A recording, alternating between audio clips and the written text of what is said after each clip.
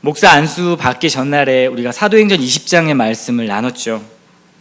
내가 달려갈 길과 주 예수께 받은 사명, 하나님의 은혜의 복음을 증언하는 일을 마치려 하면은 나의 생명조차도 조금도 귀한 것으로 여기지 아니하노라.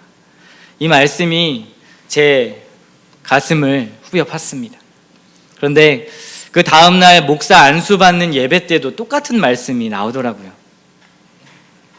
그리고 안수식이 끝나고 그 다음날 아침 기도에 나왔는데 요나 선지자의 불순종에 관한 말씀이 목사님께서 전해주시더라고요. 또 그 다음날 제가 아침 기도에 말씀을 전하는데요, 미가 선지자가 타락한 제사장과 선지자들에게 정신 차리라는 말씀을 전하게 됐습니다. 또 오늘은 제가 인격적으로 주님을 만났을 때 정말 눈물을 흘리며 고백했던 찬양, 하나님의 은혜로 이 쓸데없는 자 왜 구속하여 주시는지 난 알 수 없도다. 이 찬양을 목사 첫 설교에 이렇게 하게 하시더라고요. 하나님께서 정말 제가 달려갈 소명, 그리고 또 여러분들이 마찬가지로 가셔야 될 그 소명을 오늘 말씀을 통해 각인시켜 주신 은혜가 있기를 바랍니다. 오늘 제 첫 설교인데요, 제 소명과 제 부르심에 관한 제 인생의 이야기와 함께 서론을 좀 시작해 보려고 합니다. 저는 7살 때 처음 할머니 손을 붙잡고 교회에 갔습니다. 국방대학원이라는 군 선교교회였는데요, 그때 한 부흥 집회에 참석을 했습니다. 그때 담임 목사님께서 성도 한 분 한 분을 안수해 주시는데 저를 안수해 주시면서 그런 말씀을 하시더라고요. 재현아, 너는 커서 목사가 되겠구나. 그때는 무슨 의미인지 전혀 몰랐습니다. 그렇게 시간이 흘러 8년의 시간이 흘렀고 15살이 되었습니다. 그때 예수님을 깊이 인격적으로 만나는 사건을 경험했죠. 지금 돌아보면 그 15살 때가 제 인생에서 가장 가정적으로, 환경적으로 모든 것에 있어서 가장 힘든 시기였습니다. 그때 주님을 만났죠. 보통 인간이 완고하고 완악하잖아요. 그리고 하나님 앞에 말씀이 잘 믿어지지 않고 주님 앞에 돌아오기가 힘들잖아요. 그때 주님이 쓰시는 방법이 고난입니다. 고난 가운데 주님이 저를 부르시더라고요. 어린 나이였지만 예수님의 사랑을 알고 나니까 모든 걸 다 견딜 수 있었습니다. 하나님께서는 견디게 하시지 그 고난을 사라지게 하시지는 않더라고요. 그 가운데 하나님께서 성장시키시고 저를 부르셨습니다. 그래서 한창 그때 핑클이라는 가수, SES라는 가수가 유행할 때였는데요, 그때 그 유행하는 노래보다도 제가 좋아했던 노래가 괴로울 때 주님의 얼굴 보라, 눈물 흘리며 이 부르는 노래였습니다. 하나님 한 번도 나를 실망시킨 적 없으시고 15살 때 그 찬양을 했습니다. 여기 15살 있죠? 우리 중등부 친구들. 예수님 만나니까요, 세상에서 부르는 노래보다도, 물론 그 노래가 잘못됐다는 것이 아니지만 예수님만 생각해 되더라고요. 주님을 만났지만 철이 너무 빨리 들어버려서 너무 진지한 사람이 됐습니다. 그래도 은혜 받고 나니까 너무 좋았어요.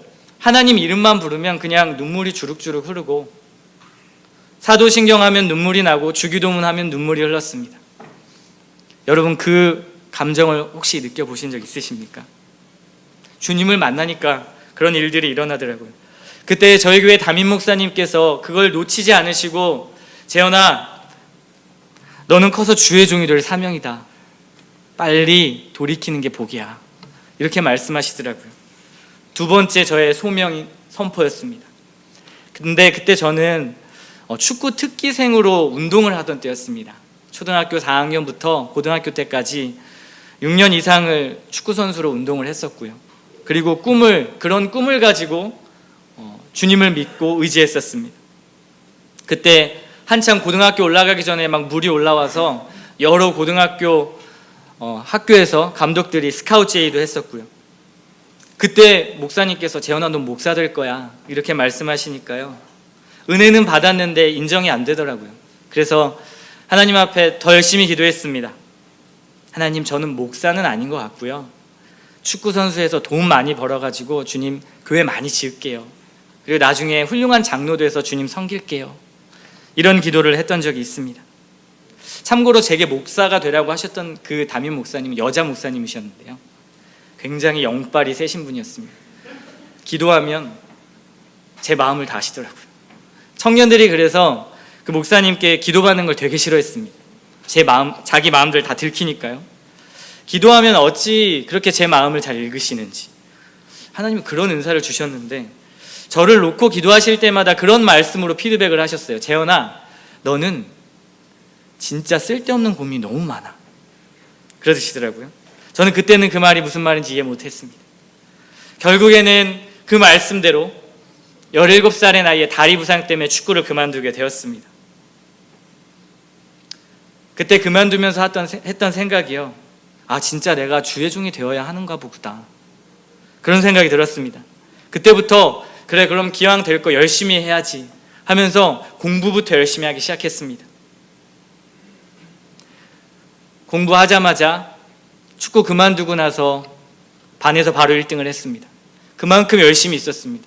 내가 주를 위해서라면 뭐 축구건 공부건 뭐든지 열심히 해야겠다. 열심히 하게 생겼나요, 저? 교회에서 거의 살다시피 했습니다. 신앙적인 열심도 있어야죠. 이제 주의 종이 되어야 하니까요. 새벽 기도부터 수요 예배, 목요일에는요 목요 찬양 집회가 또 있었어요. 목요 찬양 집회, 금요 철야 기도회. 그거 끝나고 나면 교회에서 늘 기도원에 갔거든요. 청평에 있는 한월산 기도원이라고 유명한 기도원이 있습니다. 그 기도원에서 밤 12시부터 새벽 4시까지 부르짖으며 기도하고 찬양하는 시간, 매주 그렇게 저의 삶이 이루어졌습니다. 너무 행복했죠. 그냥 행복했습니다. 지금 생각해보면 저는 목사가 되어도 될 만큼의 열심이 그때부터 있었던 것 같습니다. 저는 17살 나이부터 이미 그 교회의 미니 사역자가 되어 있었죠. 목사님이 저를 엄청 이뻐하셨습니다. 교회 일을 다 하니까요.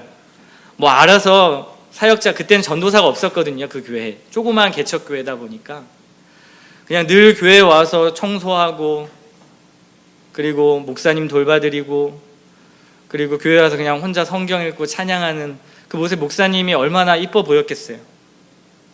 당시 저의 키워드는 딱 하나였습니다. 열심, 주를 위한 열심. 내가 목사가 되고 말리라.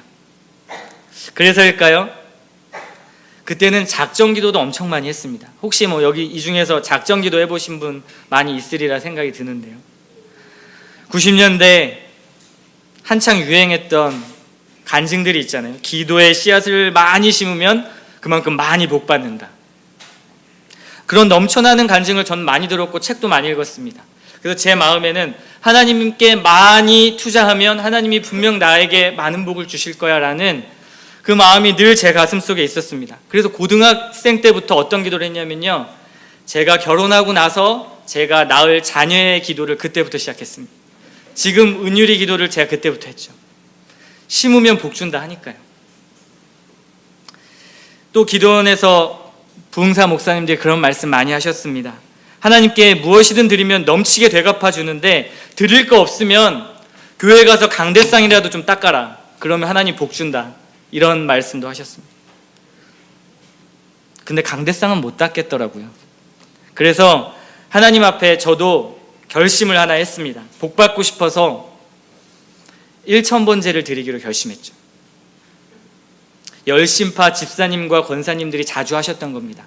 1,000번제 한번 하고 나면 목사님께 엄청난 인정을 받았어요. 이제 그 교회 안에 핵심 멤버로 이렇게 올라갈 수 있는 하나의 또 과정이기도 했는데요. 그래서 저도 그게 하고 싶더라고요. 그래서 새벽 기도 때마다 그 권사님과 집사님들이 봉투에다가 기도 제목을 써가지고 헌금을 넣고 강대상 위에 올려놓는 모습을 처음 봤습니다. 아, 저렇게 하는 거구나. 근데 봉투에 돈을 넣으려고 보니까 학생이 무슨 돈이 있겠어요.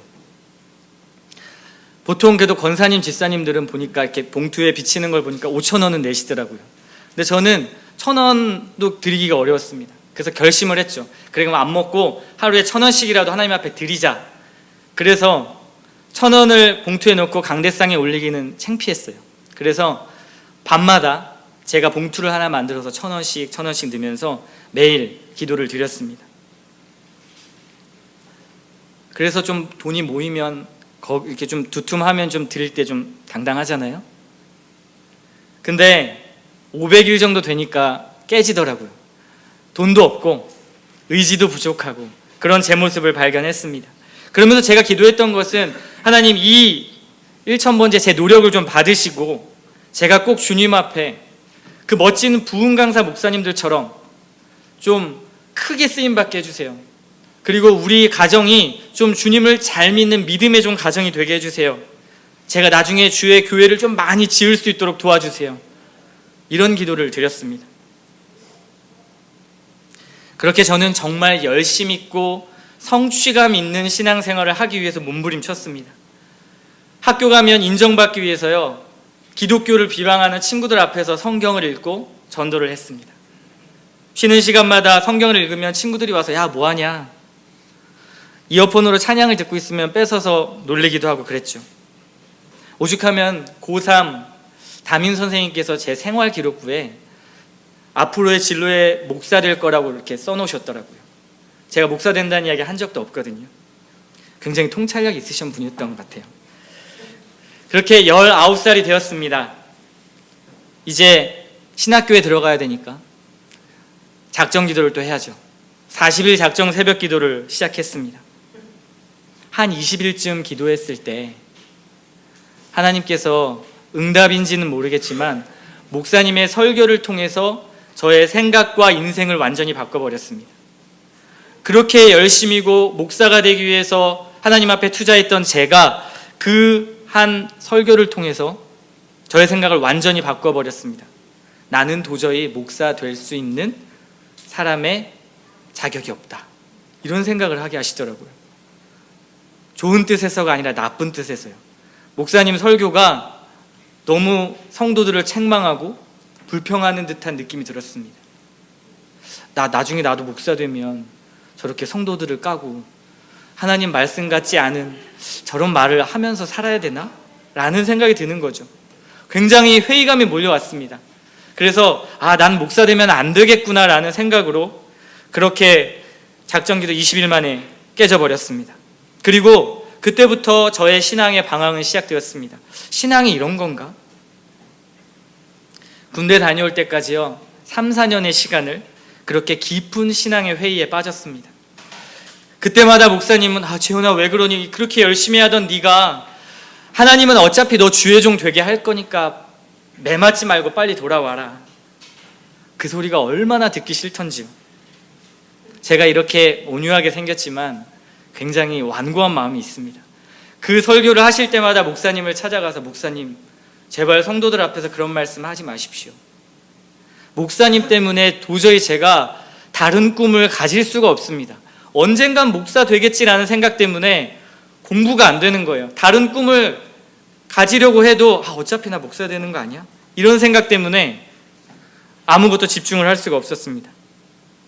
그런데 정말 하나님께서 20년이 지난 지금 여러분 앞에서 설교를 하게 하십니다. 목사가 되어서 이렇게 서 있는 것이죠. 하나님 정말 놀라우신 것 같습니다. 그리고 은혜입니다. 그 모든 과정이 하나님의 은혜이고 인도하심이었죠. 제가 여러분께 제 과거의 이야기를 이렇게 장황하게 설명한 이유가 있습니다. 오늘 우리가 읽은 본문과 굉장히 밀접한 관계가 있는데요, 목사님들의 예언이 성취되었고 무슨 영빨이 있었다, 이런 말이 아닙니다. 오늘 본문은 복음의 진리를 왜곡한 베드로를 책망하는 바울의 이야기입니다. 그 이야기 중심에 무엇이 있냐면요, 율법과 복음이 있습니다. 본문을 통해서 율법과 복음을 살펴보면서 내가 하고 있는 나의 신앙생활이 복음과의 관계에서 어느 지점에 있는지, 그리고 혹시나 가짜 복음에 속고 있지는 않은지를 점검하시는 그런 시간 되셨으면 좋겠습니다. 우리 12절의 말씀을 다 같이 읽겠습니다. 야고보에게서 온 어떤 이들이 이르기 전에 게바가 이방인과 함께 먹다가 그들이 오매 그가 할례자들을 두려워하여 떠나 물러가매. 이 말씀을 잘 이해하려면 갈라디아서가 쓰여진 배경을 잘 알아야 합니다. 당시 갈라디아 지역의 교회들은요, 가짜 복음이 침투해서 전하는 자들이 있었습니다. 여기서 말하는 가짜 복음이 무엇이냐면요, 율법을 지켜야만 구원을 받는다는 유대 그리스도인들의 주장이었습니다. 할례를 받아야지만 구원을 얻는다, 의롭다함을 얻는다라는 그러한 복음이었죠. 여기서 베드로가 등장하는데요, 베드로는 복음을 알고 또 복음을 전했던 자였습니다.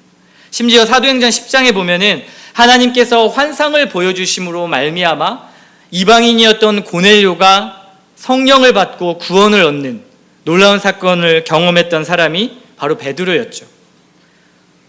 이방인을 향한 하나님의 뜻을 분명히 알고 있던 사람이 베드로였습니다. 이런 베드로가 안디옥 교회에 방문을 했는데요, 여기서 안디옥 교회가 어떤 교회입니까? 이방인들이 주로 모여있는 교회였습니다.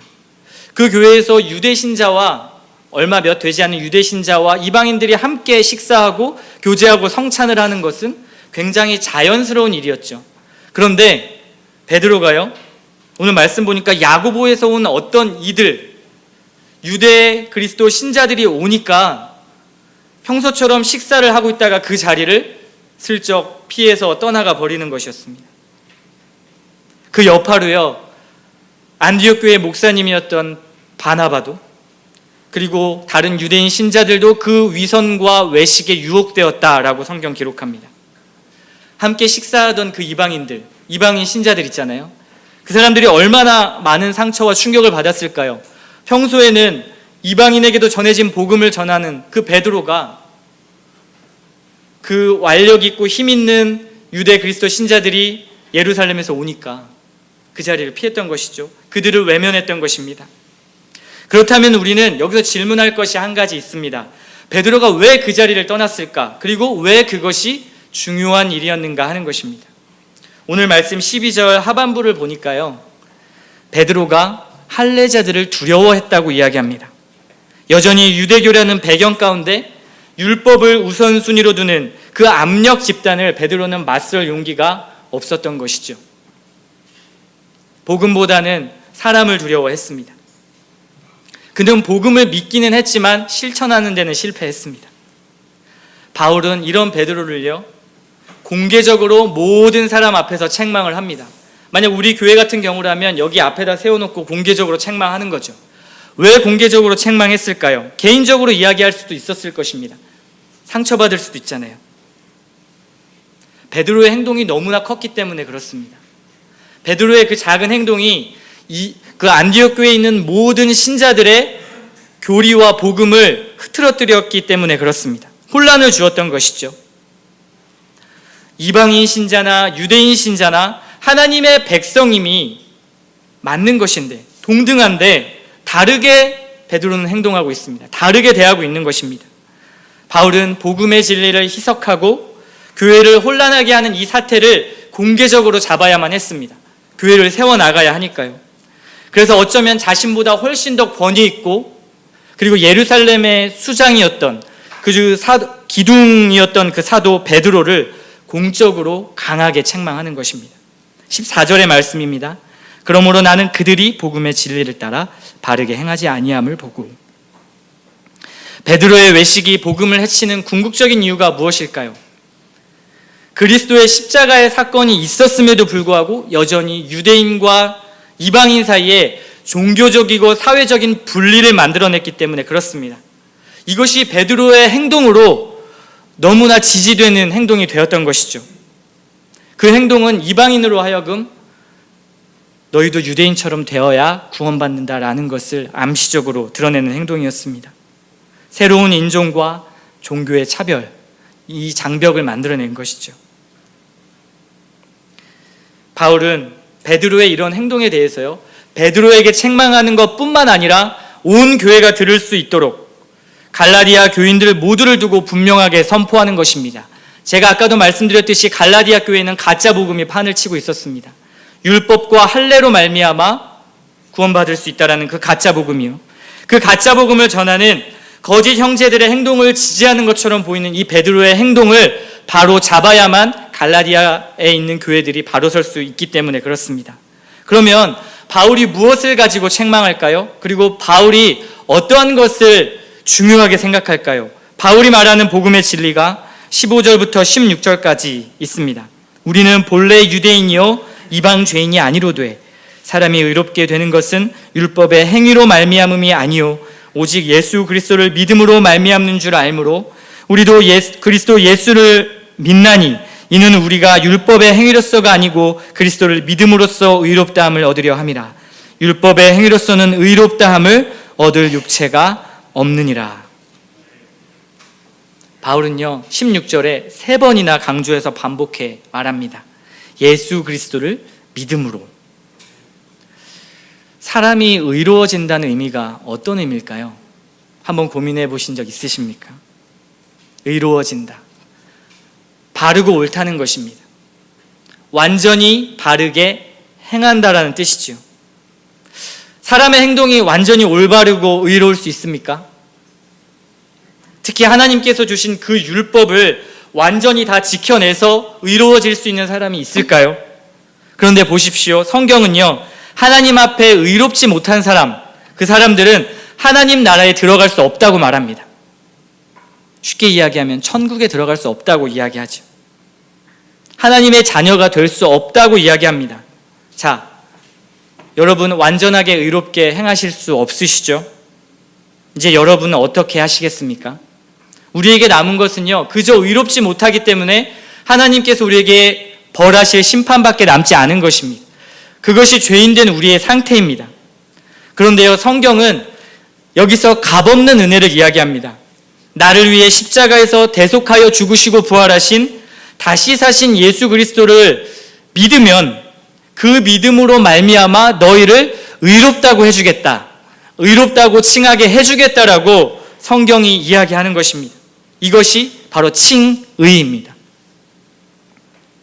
그러면 예수님을 통해서, 예수님을 믿으면 어떻게 우리가 의롭게 되는 것이죠? 예수님께서 칭의의 근거가 되는 그 이유가 무엇입니까? 예수님이야말로 하나님의 아들이시자 완전히 의로운 분이시고요, 그리고 율법에 대해서 완전한 순종을 이루신 분이 바로 예수님이기 때문에 그렇습니다. 단순히 하나님의 아들이고 능력이 있어서 그런 것이 아니라 우리가 행해야 할 율법을 주님께서 완전히 이루셨고요, 그 주님을 우리가 믿음으로 말미암아 연합하여 이제는 하나님께서 우리를 보실 때 죄를 보는 것이 아니라 바로 예수 그리스도를 보심으로 우리를 구원하시고 하나님 나라에 들어오게 하신다라는 것입니다. 이것이 바로 20절의 내용입니다. 내가 그리스도와 함께 못 박혔나니 그런즉 이제는 내가 사는 것이 아니요 오직 내 안에 그리스도께서 사시는 것이라. 이제 내가 육체 가운데 사는 것은 나를 사랑하사 나를 위하여 자기 자신을 버리신 하나님의 아들을 믿는 믿음 안에서 사는 것이라. 너무나 멋진 고백입니다. 바울은 율법의 행위를 내세우는 나의 여태까지의 삶이 그리스도와 함께 십자가에 못 박혔다라고 선언합니다. 이제 내 안에 사시는 그리스도께서 하나님 앞에 의롭다 칭함을 받으시고, 그리고 그 의롭다 칭함을 받으신 주님이 나와 함께 계시는 것, 즉 그리스도와 연합한다는 것이죠. 그러면 어떠한 일이 일어날까요? 이제는 하나님이 나를 보실 때 나의 죄를 보시지 않습니다. 나의 연약함을 보지 않으시고요, 여전히 무너져서 매일매일 반복하는 죄를 보시지 않습니다. 주님이 나를 보실 때는 나의 연약함과 더러움과 부패한 나의 본성을 보는 것이 아니라 예수 그리스도를 보는 것이죠. 삼위 하나님의 사역입니다. 예수 그리스도와 연합할 때 주님이 하늘에 오르셔서 보내주신 그 성령으로 말미암아 우리의 마음속에 이제는 내주하시고 날마다 그리스도와 연합하게 하는 것입니다. 그럴 때 우리에게는 만족이 있고 기쁨이 있는 것이죠. 그리스도와의 연합을 통해 우리는 죄의 형벌에서 해방된 것입니다.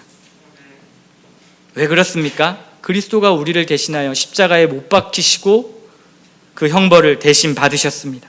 이제는 그분과 연합한다면 취소될 수 없는 그 우리가 행할 수 없는 의, 그 의를 우리의 것이 되게 해주시는 것입니다. 우리가 진짜 의로워서가 아니라요, 의롭다 칭해 주시는 것입니다. 완전히 새로운 삶이 열리는 것입니다. 속박에서 자유를 얻는 것이죠. 이것이 바로 성경이 말하는 값없는 은혜입니다. 의롭다함의 은혜이죠. 은혜로만 산다는 것이 바로 이것입니다. 이거 붙들고 사는 거. 삶의 본질이고 원동력이고 우리의 신앙의 삶의 이유입니다.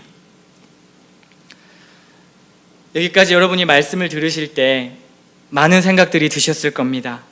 해방, 자유함, 속박, 의로움, 이런 율법, 이런 단어들이 여러분에게는 어떻게 느껴지십니까? 확 와닿지 않죠? 제가 아까 서두에 저의 과거의 이야기를 여러분께 들려드렸습니다.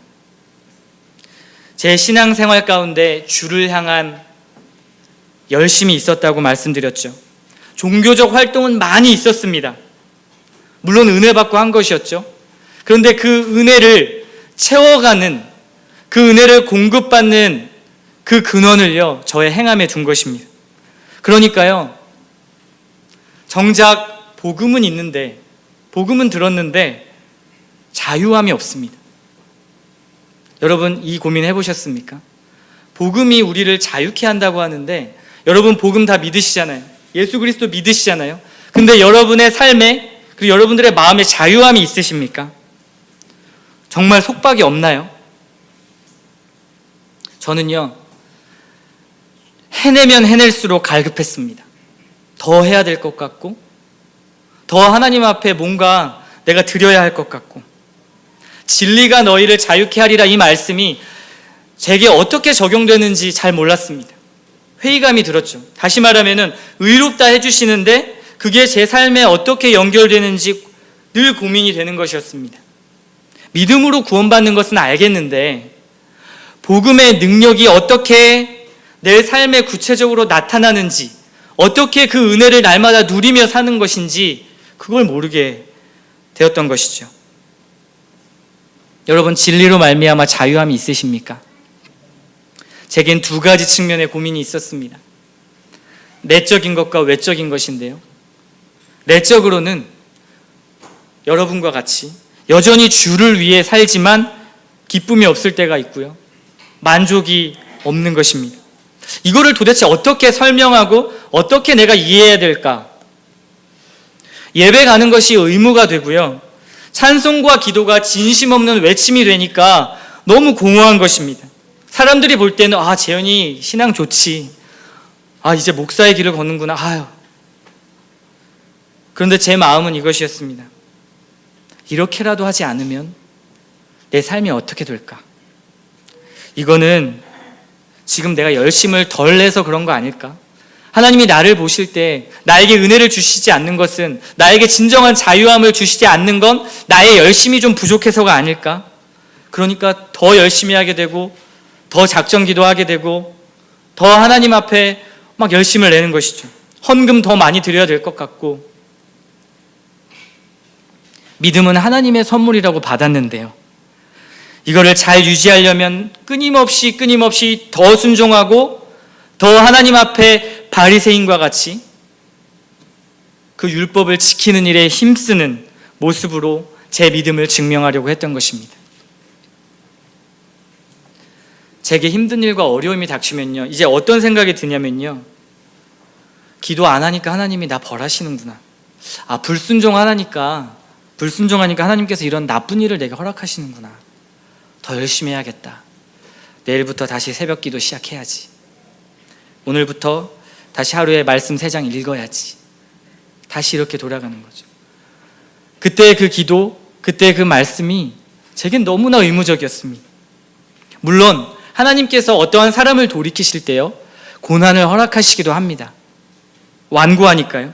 돌이키려는 채찍이 될 수도 있는데요, 제게는, 제 깊은 마음에는 하나님 앞에 인정받고 하나님의 사랑을 받아내야 하는 신앙으로 되어 있었기 때문에 그 모든 것들이 너무 두렵게 느껴졌습니다. 복음 안에 있다면 하나님이 주시는 고난은 하나님의 인도하심이구나, 이것도 하나님의 은혜구나 라고 생각하겠지만요, 제게는 그러지 않았습니다. 저에게는 나의 의로움이 필요했습니다. 마음 깊은 곳에 주님 앞에 1,000모지 이번에 했으니까 다음에 한번 또 성공해야지, 작정 기도하고 열심히 전도해서 주님이 원하시는 그 사명을 감당해내면, 멋진 목사가 돼서 사역을 잘 해내면 하나님께서 이렇게 말씀하시겠지. 아이고 이 녀석 이렇게까지 나를 사랑하는구나. 그래 내가 네 마음 알겠다. 내가 너 순종받고 너 믿음 내가 인정한다. 라는 소리를 저는 듣고 싶었던 것이죠. 그걸 기대했던 것입니다. 그러니까요, 제 신앙은요, 자유하지 않았습니다. 겉보기에는 거룩해 보이고 경건해 보일지 모르지만 제 내면 깊은 곳에는 신앙의 공허함이 밀려오기 시작했습니다. 조금이라도 열심히 줄어들기 시작하면 나는 도대체 뭐지? 하나님 앞에 내 정체성은 뭐지? 이런 고민과 함께요, 더 깊이 막 우울하게 생각할 때는 내가 진짜 하나님 나라 갈 수 있을까? 천국 갈 수 있을까? 이런 깊은 내면의 고민이었습니다. 이런 마음이 반복되니까요, 외적인 자유함도 사라지더라고요. 어떤 일을 해도 기쁘지가 않습니다. 주의 일 하는 것뿐만 아니라 세상의 그 어떤 일을 해도요, 마음에 기쁨이 없고 만족함이 없는 거죠. 주의 일을 해도 기쁘지 않고 세상 일을 해도 기쁘지 않습니다. 그냥 삶에 무료해요. 오히려 이도 저도 아닌 거죠. 차라리 그냥 주님 모르고 세상 나가서 편하게 먹고 싶은 거 먹고 마실 거 마시고 그렇게 살았으면 좋았을 걸, 이런 생각도 드는 거예요. 너무 많은 것을 포기해야 하는 그 제 마음에 너무 분노가 치밀어 오르고 화가 치밀 때도 있었습니다. 내가 주님 앞에 이렇게까지 투자했는데, 내가 이렇게까지 주를 위해 살았는데 라는 생각이 스물스물 올라옵니다. 제 공로가 가져다주는 만족도 없고요, 물리적인 시간과 그리고 나의 평범하게 인생을 즐길 수 있는 권리마저 빼앗긴 느낌, 그것 때문에 너무 억울했습니다. 여기까지 들으셨다면 여러분들이 저를 보실 때 목사 맞나? 신앙 있는 사람 맞나? 라는 생각이 드실 겁니다. 지금 그렇다는 건 아닙니다. 많은 신앙인들이 저와 같은 고민을 할 거라고 생각합니다. 예수님이 나를 위해 죽어주셨는데 내가 받은 은혜가 얼마나 큰 것인데 그래도 주님 앞에 좀 보답해야 되지 않을까? 그 은혜 받았으니까 주님이 이렇게 명령하셨으니 이 명령 그래도 지켜야지 라고 가는 것이죠. 그렇지 않으면 내 마음이 불안하고요, 내 신앙이 위태로운 것 같은 느낌을 받기 시작합니다. 여러분이 아마 이 코로나 사태 때 이런 마음을 많이 경험했으리라 생각합니다. 또 베드로처럼 믿음이 굳건하게 섰다고 해서 생각하다가도 끊임없이 다시 실패하고 죄 짓는 내 모습을 보면서 하나님이 나를 거룩한 백성이라 하셨는데 왜 난 또 죄를 짓게 될까? 왜 그럴까요? 내 행위로 말미암아 하나님 앞에 신앙의 근거를 두기 때문에 그렇습니다. 내가 어떻게 행하느냐에 따라 하나님의 은혜와 구원이 결정되기 때문에 그런 거죠. 그런 마음이, 나는 그렇게 말하지 않지만 깊은 마음속에 그런 마음이 있는 것입니다. 그래서 우리는 오늘 말씀을 통해서 이것을 해결할 길을 찾으려고 하는 것입니다. 여러분, 말씀을 들을 때요, 가장 여러분 귓속에 쏙쏙 들어박히는 말씀의 주제가 무엇입니까?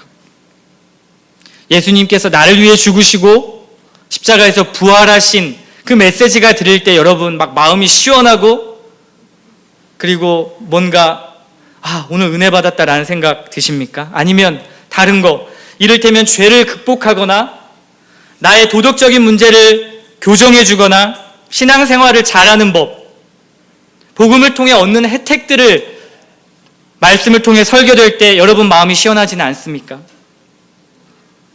그런데 성경은요, 복음을 통해 얻는 혜택들이 아니라 예수 그리스도 자체에 집중하고 은혜 받아야 한다고 말합니다. 왜 그럴까요? 우리가 말하는 율법도 예수 그리스도를 말하고 있고요, 그리고 구약 성경, 신약 성경 전체가 모두 예수 그리스도를 향하고 말하고 있기 때문에 그렇습니다. 성경은 하나님에 관한 책이고요, 하나님이 어떤 일을 하셨는지에 대한 성품에 관한 책입니다. 그리고 결정적으로 우리가 그 하나님의 성품의 열매를 맺어 어떻게 살아가야 할 것인가에 대한 책이죠. 그 책이 누구를 말하냐면 예수 그리스도를 말한다는 것입니다. 예수님이 나를 위해 다 하셨다. 모든 것을 행하셨다. 그러므로 너희는 진리, 자유함을 얻어라 라고 말하는 것이 복음입니다. 내가 더 이상 무엇을 추구하고 보태서 그 은혜에 덧대서 무언가를 성취하고 그러므로 말미암아 만족을 얻고 하나님 나라에 가는 것이 아니라 그냥 예수 그리스도께서 우리에게 하신 그 일들, 하나님께서 우리에게 베푸신 그 하나님의 성품들을 우리의 삶으로 열매를 맺는 원동력으로 삼아라, 이렇게 말씀하시는 것이 복음입니다. 나의 실패, 나의 연약함, 실패한 나의 공로를 주님께서 그대로 받아내시고 그 받아내신 예수님을 의지하는 삶을 사는 것이죠.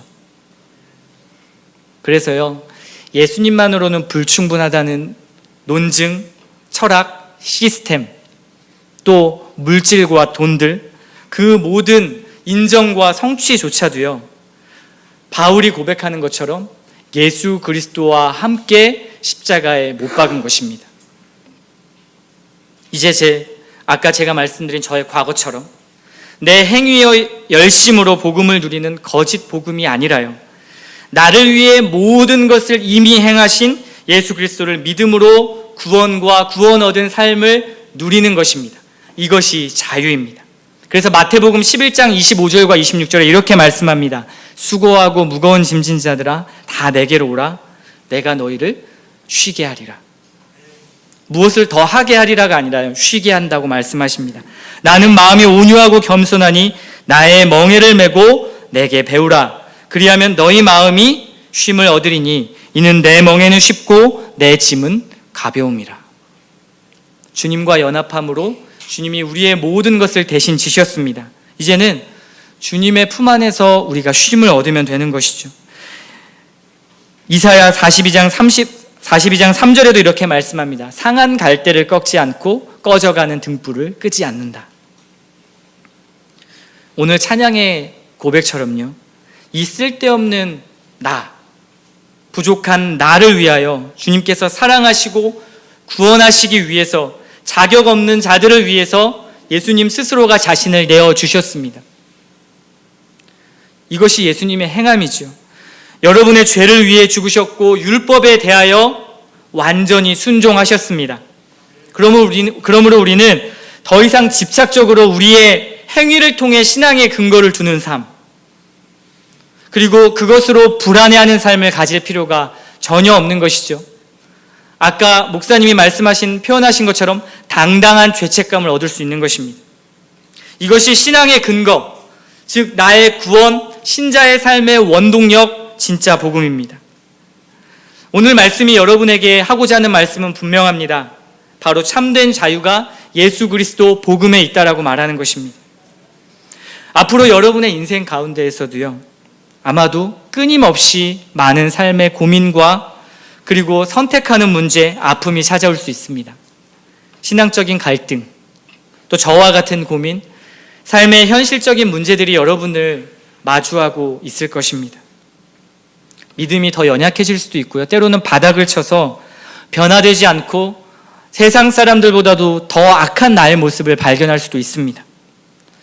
그때 우리가 다시 회복해야 될 것은요, 이제 이렇게 살면 안 돼, 더 열심히 내야지 라는 것이 아니라요, 우리가 다시 찾고 듣고 갈망해야 하는 것은 주님이 우리를 위해 무엇을 하셨는지를 묵상하는 것입니다.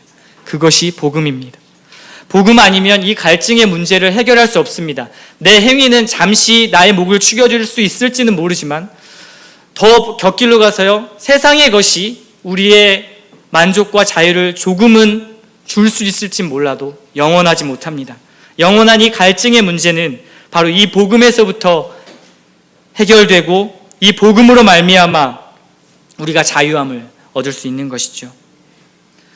저는 이제요, 아까 말씀드린 거짓 복음처럼 저의 행함에서 하나님의 사랑을 찾으려고 하지 않습니다. 물론 때론 넘어지고 죄도 짓죠.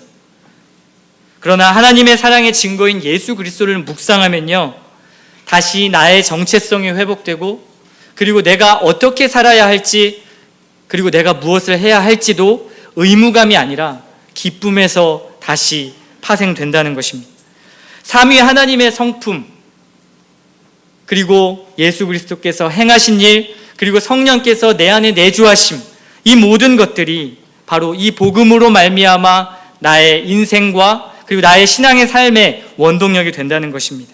이게 바로 예수님의 공로, 삼위 하나님의 성품, 바로 복음입니다.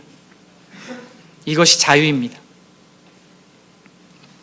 진정한 자유는 예수 그리스도 안에 있고, 그리고 그분의 십자가의 은혜 안에 있고, 그리고 선하신 삼위 하나님의 성품 안에 있다라는 것을 기억하는 저와 여러분들 되시기를 소망합니다. 기도하겠습니다.